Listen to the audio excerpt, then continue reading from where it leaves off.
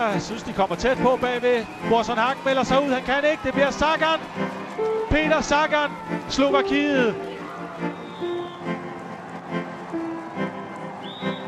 Der er en nummer 2, men der er for langt derned, når man hedder Peter Sagan.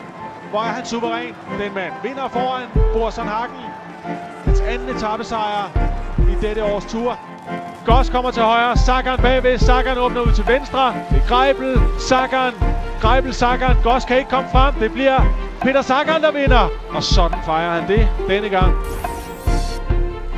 Igen styrer de feltet. Og folk ligger og roder rundt ude i rabatten.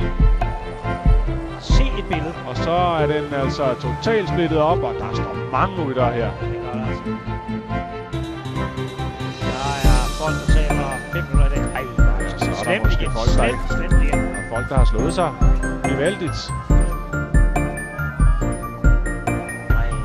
er frygteligt, det der. Froome? Hvad sker der nu? Froome kører.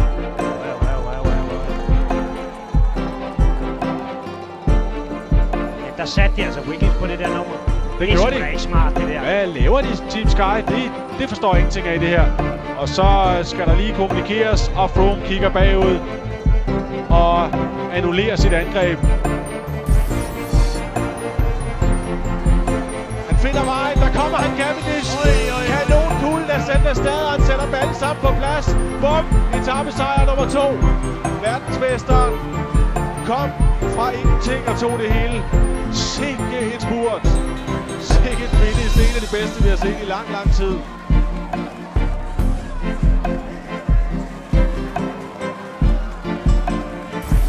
Lige før han har tid til at gå på café, få en espresso og alligevel vinde. Stor etape har han kørt. Håndtryk til sportsdirektøren. Og det her, det er et stort triumftog igennem Luchon. Thomas Voeckler vinder sin anden etape i år. Sin 4. Tour de France-etape i alt. Sin sejr nummer 37 som professionel. Og kroner det hele med en bjergtrøje også. Voeckler fra Alsace. Sådan skal det gøres.